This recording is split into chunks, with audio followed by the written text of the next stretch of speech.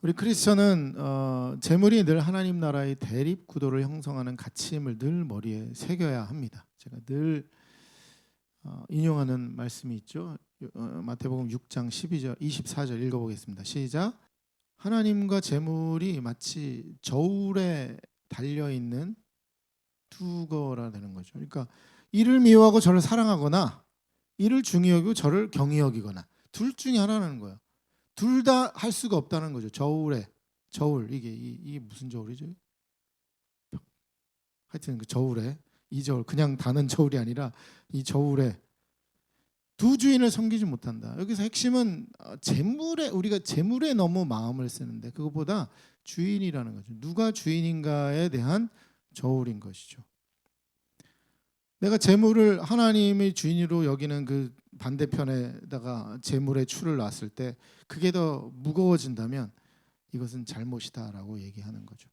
하나님과 견주어서 반대편 저울에 올라갈 수 있는 아주 중요한 존재가 첫 번째 존재가 바로 재물입니다. 이것은 이제 청지기 개념과 맞닿아 있습니다. 청지기는 외부에서 보면 마치 모든 재물을 소유한 것처럼 보입니다. 마치 회사에서 사장이 주인인 것 같은데 알고 보니까 주식을 보니까 주식을 더 많이 가지고 있는 소유자가 있는 거야. 뭐 그런 것랑 비슷한 거예요. 사장이 아무리 뭐 여기서 뭐 잘난 척하고 해도 이사회에서 사장 이거 잘 못했네 이번에는 잘라야겠어. 그러면 그 주인이 잘라버리는 거예요. 50% 넘는 그 실소유자가 잘라버리는 거잖아요. 청지기가 바로 그런 개념이죠. 청지기는 주인의 재물을 잘 관리하여 더 불리는 것이 주요 역할이죠. 그리고 불리면 불릴수록 또 자기에게도 뭐 월급도 많아지거나 어떤 뭐 자기도 좋아요. 자기도 누리는 게 많으니까 좋습니다. 마치 자신이 주인인 것처럼 재물을 잘 관리할 때, 내 것처럼 관리할 때 청지기는 재물을 소중하게 여기고 재물을 더 많이 불릴 수 있는 또 노력을 하게 됩니다. 그런데 이제 중요한 때가 있죠. 주인이 오시는 날. 청지기는 마음의 준비를 단단히 해야 됩니다. 이사회 날 주인이 오셔서 그 재물을 어떻게 처리할지를 명령할 때 순종할 각오로 주인을 맞이해야 한다는 거죠. 내가 얼마나 노력해서 불린 재물인데 이런 생각을 하는 순간 내가 재물의 주인이 되어버리고 맙니다. 우리 크리스찬들이 바로 그래야 되는 거죠. 부자 청년의 영생에 관심이 있어서 예수님께 나왔습니다. 그래서 어떻게 해야 영생을 얻겠냐는 물음을 던지죠. 요한복음에 보면 니고데모가 좀 그런 역할을 했습니다. 바리사인이자 좀 부자였던 니고데모가 그렇게 비슷하게 와서 질문을 했었죠. 예수께서 하나님의 계명을 다 지키라고 하셨다 이제 대답해 주셨습니다. 그러자 청년은 어려서부터 다 지키고 있다 이렇게 대답을 합니다. 그러자 예수님은 아주 그에게 이런 대답을 하는데 여기 참 좋은 표현이 있더라고요. 예수께서 그를 보시고 사랑하사 이르시되 뭐 영화 같은데 뭐 이 토크 뭐 그런 것처럼 see love talk 이렇게 되는 거죠. 보시고 그냥 훑어서 보신 게 아니라 주의 깊게 보신 거죠.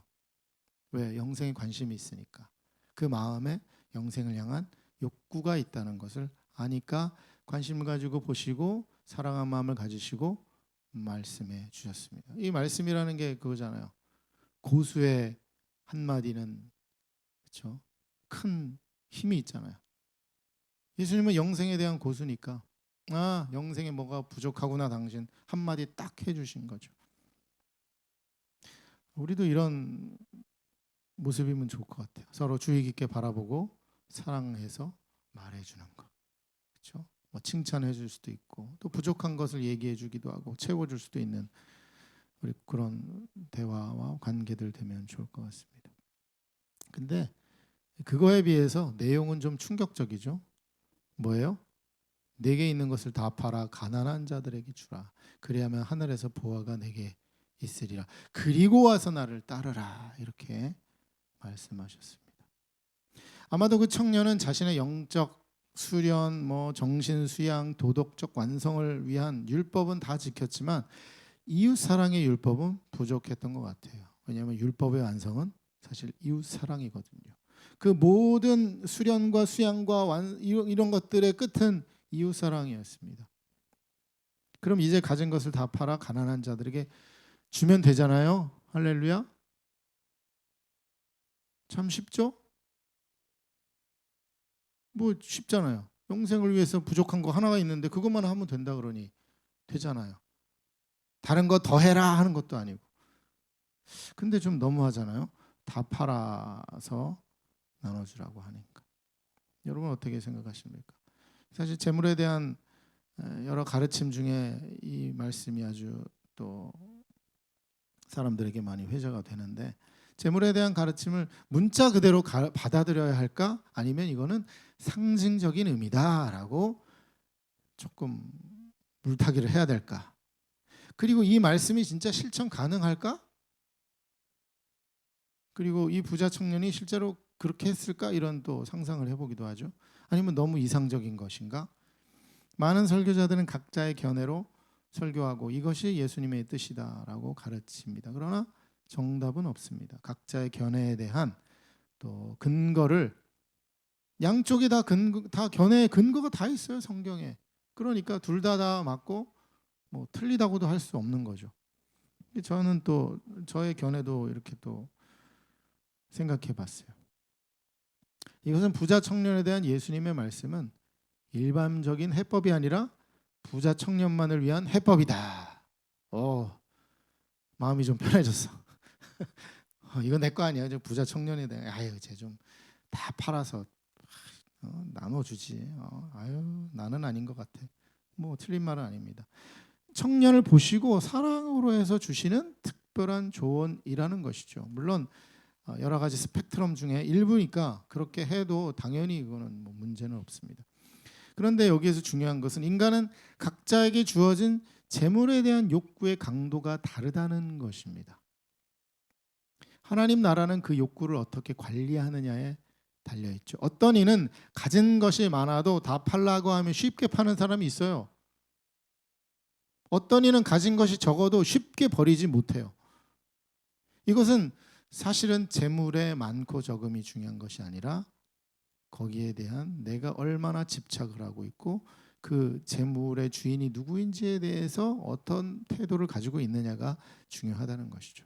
근데 또 여기서 저는 좀 다른 관점을 생각해 보려고 해요. 여기 보면 내게 있는 것을 다 팔아라고 얘기했는데 우리는 대개 보면 다 팔아에 초점을 맞추게 돼요. 그래서 이건 일단은 좀 힘든 얘기야. 이거는 내 얘기가 아니라 부자 청년 이야기 이렇게 얘기하는데, 내게 있는 것을 하면 어떨까요? 내게 있는 것에 집중을 한다면 쉬워지잖아요. 만약에 예수님이 내게 있는 것이 부족하니 더 많은 재물을 가지고 온 후에 그것을 다 팔아 가난한 자들에게 주라라고 중간에 끼워 넣으셨다면 어땠을까요? 사실 그거는 사이비 이단들이나 하는 짓입니다. 왜냐하면 여러분 헌금이 부족하니 더 가져오라고 강요하죠. 그렇죠? 그런 교회도 아니죠. 거기는 하나님 나라를 위해 더 많은 것을 바치라고 합니다. 예전에는 뭐 11조 얘기할 땐 뭐 누가 그랬다 그러죠. 먼저 선제적으로 11조를 하라고. 그래서 일단 10의 2조를 하라고. 그러면 하나님께서 10의 2조에 맞는 수입을 줄 거다. 이런 아주 허튼 소리를 하는. 우리 인간의 욕구는 더 많은 것을 얻으려고 하잖아요. 그렇죠? 더 많은 거. 그런데 예수님은 고작 내게 있는 것을 팔라고 요구하십니다. 참 쉽죠? 그래서 제가 제목을 참 쉽죠 해놨잖아요. 쉽잖아요. 만약에 더 많은 것을 가져와라. 너 재물이 부족하니 대출 받아서 가져와라. 아니면 훔쳐라도 가져와야지. 하나님 나라 영생을 위해서라면 훔쳐라도 가져와야지 라고 한다면 어떻게 할 뻔했어요? 큰일 나죠. 그거는. 있는 것을 팔라 그랬으니 지금 얼마나 쉬운 일이에요. 이게 뭐 이렇게 쉬운 일을 왜 우리는 못하는 것일까요? 재물의 주인이 나라고 생각하기 때문이죠. 이렇게 쉬운 일인데 부자 청년은요 22절에 어때요? 읽어보겠습니다. 시작. 그 사람은 재물이 많은 거로 이 말씀으로 인하여 슬픈 기색을 띠고 근심하며 가니라. 물론 예수님의 말씀을 따르지 않았으니까 여기까지만 기록되었겠죠. 만약에 따랐다면 근심하여 갔으나 나중에 후회하고 다 팔아 주님을 따랐더라. 그래서 13번째 제자가 되었다. 이렇게 기록되었으면 참 그랬을 텐데. 뭐 이거나 저거나 다 우리에게 교훈은 됩니다. 여기서의 또 하나의 우리가 또 생각할 점은 이거예요. 재물이 많은 고로라는 거죠. 재물이. 그래서 저는 그런 생각을 해봤어요. 내가 재물에 대한 똑같은 욕구를 가지고 있어요. 그래서 내가 조금만 가지고 내가 내 거라고 생각하는 이 집착이 있는 사람이야. 근데 아무리 열심히 해도 이 돈이 잘 안 벌리네. 그래서 좀 가난해. 근데 주님이 나타나셔서 네가 가진 거를 다 팔아서 더 가난한 사람을 줘라라고 했을 때 아이고 그러죠. 뭐 없는데 뭐 어차피 이거 있으나 없으나 상관없어요. 그래서 다 팔았어요. 가능해. 근데 똑같은 사람인데 열심히 일했더니 재물이 많아졌어. 팔 수 있을까요? 안 되잖아요. 저는 이 재물의 많음은 마치 그 접착제와 같다고 생각해요. 접착제를 많이 발라주는 것 같아. 그래서 똑같은 욕구가 있지만 그 접착제가 점점 강해지니까 나중엔 그걸 뗄 수가 없어요. 이 부자 청년처럼. 만약에 가난한 청년이 와서 영생에 대해서 물었는데 예수님께서 이런 진단을 하시면 쉽게 버릴 수가 있다는 거죠. 그래서 22절에 특별히 이렇게 얘기한 게 재물이 많은 고로. 재물이 많은 게 왜 중요한가? 바로 거기서 중요하다는 거죠.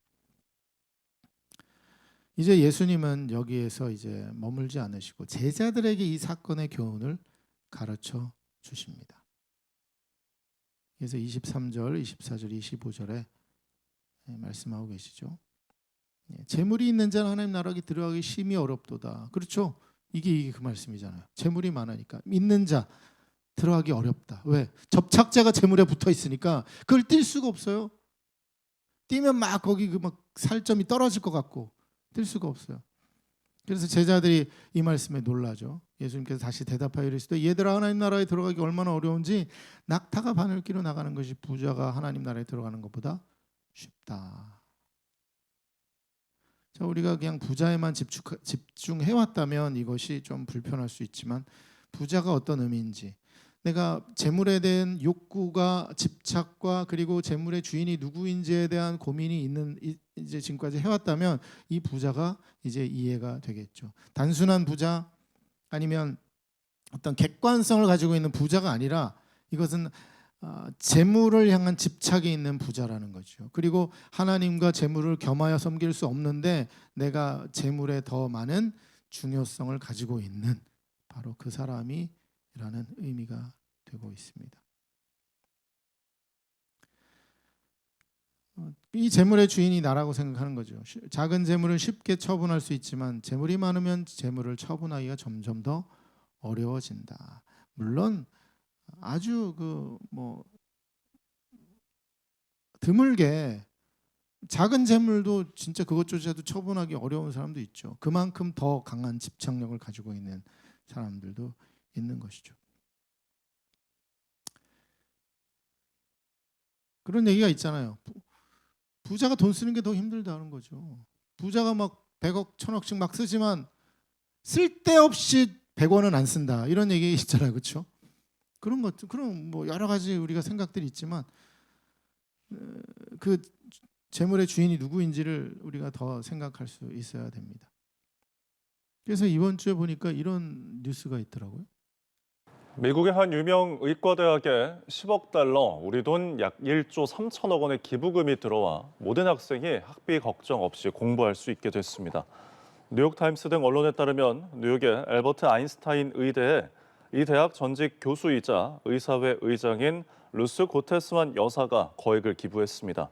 올해 93세인 고테스만 여사는 2022년 96세로 숨진 남편으로부터 재산을 상속받았습니다. 고테스만 여사는 기부 조건으로 자신의 이름을 내걸지 말고 대학의 이름을 바꾸지 말 것만을 요구한 것으로 전해졌습니다. 학교 측은 이 기부금을 바탕으로 연간 7,800만 원에 달하는 등록금을 면제하기로 했습니다. 1조를 기부했다는 것 자체도 충격인데, 그렇죠? 그거를 또 저렇게 소위 플렉스를 해버리는 거야. 자, 올해는 등록금 다 돌려줄게. 7,800만 원. 미국의 또 대학 등록금은 또 어마어마한데 게다가 이 의대잖아요, 의대. 그리고 이거 4년만이 아니라 6년을 해야 되고 뭐 어마어마한 건데 이제 내년에 들어오는 신입생은 이제 한 학교 졸업하면 한 몇 억은 이제 벌고 나가는 셈이죠, 그렇죠? 6,800만 달러를 한 7,800만 원이라고 했죠. 그러니까 1년에 그 정도니까 와, 대단하죠. 그러니까 아까 그 학생들이 막 환호를 했습니다. 뭐 천여 몇 조를 가지고 아마 숨겨둔 재산이 한 몇 조 더 될까 모르겠지만, 네. 아니면 뭐 그냥 쓸 만큼만 남겨두고 다 기부했을 수도 있고, 미국이나 이런 나라들의 어떤 기부 문화를 보면 참 부럽기도 하고, 저는 이제 그런 거 볼 때마다 이것이 기독교적인 합리주의, 물질에 대한 청지기주의에 대한 좋은 예라고 저는 생각해요. 물론 그 사람이 어떤 내가 하나님 믿으니까 기부해야지 이런 마음은 없었을 수 있지만 그렇게 할 수 있는 기부의 분위기는 사실 더 근본으로 가면 이런 기독교적인 합리주의와 물질에 대한 태도를 이제 기독교가 가지고 있는 것이 이런 서구 사회, 특별히 미국의 기반을 가지고 있는 거죠. 그렇죠? 갈수록 이제 물론 근거를 찾지는 않겠죠. 어떤 믿음 하나님 때문에 한다 이런 거는 없을 수 있지만 그런 문화는 계속 나와 있는 거죠. 그리고 실제로 그렇게 해도 큰 문제가 되지 않아요. 그렇죠? 아니 뭐 내가 2조 있는데 1조 바친다고 큰 문제가 되지 않지만 그거는 또 뭐 가진 사람들의 또 다른 문제이긴 하겠죠. 부자가 하나님 나라에 들어가기 어려운 것이 바로 그것입니다. 기본적으로 재물에 대한 욕구가 점점 강해지고, 그래서 재물이 하나님이 주인이다라는 걸 인정하기가 점점 더 어려워진다는 것. 그것이 중요하다는 거죠. 그래서 27절에 보면 사람으로는 할 수 없으되 하나님으로는 그렇지 아니하니 하나님으로서는 다 하실 수 있느니라. 그런 관점에서 보면 사람으로는 할 수 없다는 것은 사람이 가진 욕구와 욕망을 가지고는 그것이 이루어질 수 없는데 하나님의 관점에서는 하실 수 있다라는 거죠. 하나님이 이 재물의 주인이라면 할 수 있다. 그렇게 보면 되죠. 그렇죠? 재물이 사람의 주인이라면 할 수 없지만 하나님이 주인이라면 다 할 수 있다라는 것입니다. 사람은 그 재물을 버릴 수 없지만 하나님은 하실 수 있다. 영생을 향한 욕구가 더 크다면 가능하다. 부자 청년은 어땠습니까? 영생을 향한 욕구가 강했지만 재물에 대한 욕구를 이길 수 없었어요. 그 저울에 의하면 이길 수 없어서 그냥 포기해 버린 거죠. 자, 여기까지도 뭐 나름의 이야기지만 또 마지막 부분은 제자들에 대한 반응입니다. 28절 읽어봅니다. 시작. 베드로가 여짜와 이르되 보소서 우리가 모든 것을 버리고 주를 따랐나이다. 하여튼 베드로는 그냥 막 입이 빨라요. 그냥 바로 그 얘기 듣고 그냥 쏘아붙여. 우리가 모든 걸 버리고 주를 따랐습니까? 이제 뭘 주시겠습니까? 이제 그렇게 하는 거죠. 아직 성령을 받기 전에 베드로입니다. 그러니까 우리에게 영생을 보전해 주시는 거냐 이제 질문을 하셨습니다. 베드로는 아주 단순한 반응을 했지만 나름대로 의미가 있는 반응이었어요. 왜냐하면 우리가 다 마음속에 생각하는데 감히 입으로 내뱉지 못하는 말을 베드로는 다 해주거든요. 대신 속으로는 다 생각, 내가 다 버리고 내가 목사가 됐는데 뭐 어떻게 좀 하나님께서 좀 안 해주실까 하는데 누군가 딱 얘기하네. 베드로 같은 목사가 딱 얘기하신 거죠. 네. 근데 베드로가 부자인가요? 아니잖아요. 그러면 자기가 뭐 모든 걸 버리고 주를 따랐다는 얘기를 할 만한 지금 입장이 아닌데 자기는 사람 다 버렸대. 자기는 뭐 너무 다 버렸대. 저 아까 그 영상을 보고 기부했어요. 그래 얼마 했어? 5만 원 했어. 우와 기부했어요. 저 하나님 나라에 합당한 사람이죠. 뭐 이런 어떤 베드로의 그런 반응이 될 것입니다. 베드로는 갈릴리 시골 평범한 어부였습니다. 물론 뭐 우리가 생각하기에 시골에도 부자가 있겠지라고 하지만 그 당시의 환경으로서는 갈릴리에는 부자가 있을 수가 없습니다. 지금이야 시골에 가면 뭐 유지들도 있고 뭐 땅 부자들도 있고 이렇다는데 그 당시엔 그런 거 없고요. 다른 본문에 보면 배와 뭐죠? 아버지와 뭐 그물을 버리고 하나 예수를 쫓았다 이렇게 되지만 배가 있었다고 그 배 부자다라고 할 수 없어요. 왜냐하면 그것은 어부의 필수품일 뿐 우리가 생각하는 그 배는 아니라는 겁니다. 부자 청년은 자신의 재물에 대한 욕구가 있고 그 재물의 주인이 자신이라는 생각으로 재물을 버리지 못했는데, 그런데 베드로는 자신이 소유하고 누리는 것들에 대한 욕구가 없이 다 버렸다고 자신만만하게 예수님께 말씀드렸습니다. 네, 이거 뭐 굉장히 칭찬받을 만하고 좋은 잘한 일입니다. 그런데 흥미로운 것은 예수님은 이 베드로에 대한 말에 대해서 칭찬도 질책도 없이 딴 얘기를 하시죠. 29절부터 보시면 예수께서 이르시되 내가 진실로 너희에게 이르노니 나와 복음을 위하여 집이나 형제나 자매나 어머니나 아버지나 자식이나 전토를 벌인 자는 현세에 있어 집과 형제와 자매와 어머니와 자식을 전토를 100배나 받되 박해를 겸하여 받고 내세에 영생을 받지 못할 자가 없느니라. 우리 지난 시간에 묵상한 말씀과도 비슷하고요. 요 본문 다음에 또 세 번째 고난 예고가 나오게 되는데요. 이게 계속해서 연결이 되는 거죠. 너 잘했다. 물론 잘했다는 얘기도 안 하셨어요. 왜냐하면 나중에 다시 버린 것들을 다시 다 주워 담을 것을 알기 때문에 베드로를 칭찬하지 않으시는 것 같아요. 다 버린 자는 그래 100배나 받되 박해를 겸하여 받는다. 이거 좀 고심죠. 그런데 내세 영생을 받지 못할 자가 없다. 고민이 되죠, 그렇죠? 버린 거 100배나 받는데 박해도 있어. 그런데 영생까지 있어. 이 네 개가 하나의 세트예요, 여러분. 지난주에도 말씀드렸죠. 한 세트라니까요. 저는요, 버리는 거하고 100배는 받는 거하고 영생은 받는데 박해는 좀 곤란합니다.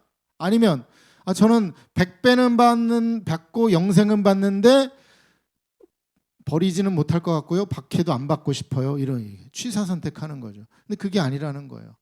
아까 부자 청년도 취사 선택하려고 했죠. 내가 율법 중에 요거는 내가 지키는데 요거는 지키기 힘들 것 같아요. 근데 영생은 제가 받을 수 있을까요? 이렇게 질문한 거 아닌가요? 먼저 된 자로 나중되고 나중된 자로 먼저 된 자. 베드로는 먼저 됐어요. 먼저 자기를 다 버리고 다 했는데 나중에 다시 예수님의 고난에 도망가서 다시 갈릴리에 가가지고 그물 찾고 배 찾고 아버지 인사하고 하면서 다 버렸던 거 다시 다 주워 담았잖아요. 나중돼 버렸어요. 그러나 다시 베드로는 성령을 받고 이후에 반성하고 회개하고 성령을 받고 다시 다 버리고 주님께로 오지 않았습니까? 그게 또 나중된 자로 먼저가 된 자가 아니겠습니까?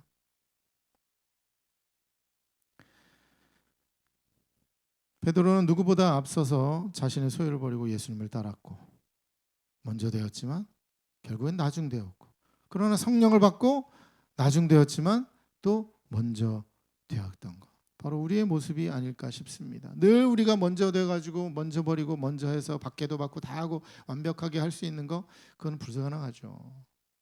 뭐 설교 때나 이렇게 하십시오 하지만 불가능한 일입니다. 그러나 그런 굴곡 있는 삶 가운데 끝에 우리는 먼저 될 수가 있어야 하는 것이 아니겠습니까? 부자 청년은 부자가 되어서 먼저 되었습니다.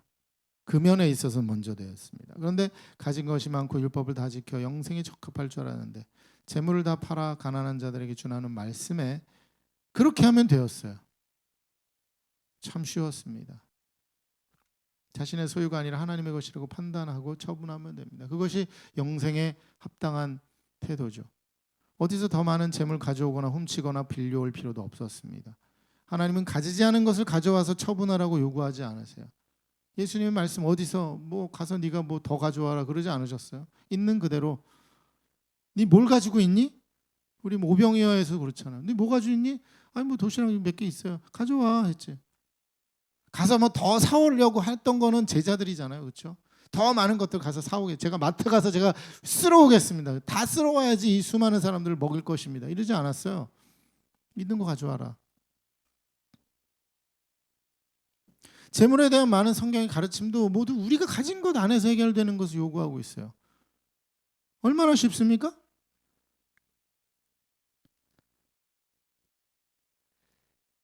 네.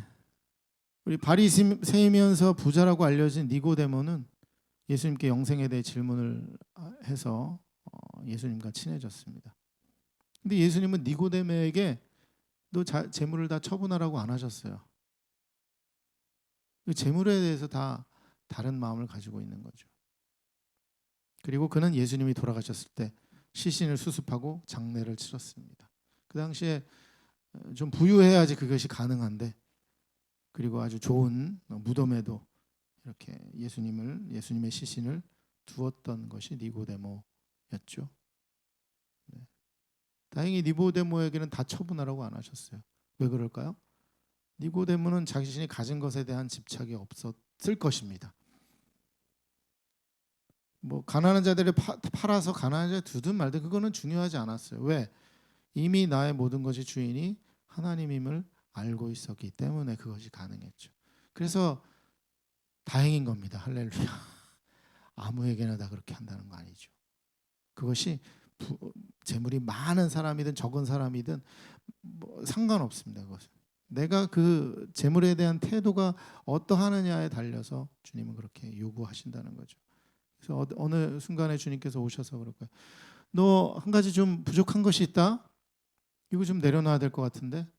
그러면 때로는 그것이 인간관계가 될 수 있고, 우리 베드로가 버렸던 것처럼 배의 그물 아버지처럼 재물이 될 수도 있고, 내가 생업하는 도구가 될 수도 있고, 무엇이든 내가 누리고 있는 어떤 것을 향해서 주님께서는 그걸 내려놓을 수 있을 것이냐, 우리에게 물으실 때 네, 아유 그러죠, 뭐 없는 거 가져오라고 안 하시니 감사합니다라고 내 것을 내려놓을 수 있는 우리 모두가 될 수 있길 주님의 이름으로 축원합니다. 천국에 올리는 사람은 내가 가진 소유에 많고 적음이 있지 않고 내가 누리는 것들의 주인이 누구인지를 명확하게 인식하고 그렇게 살아가는 사람입니다. 언제나 하나님께서 요구하실 때 드릴 수 있는 용기 있는 여러분 되시길 주님의 이름으로 축복합니다.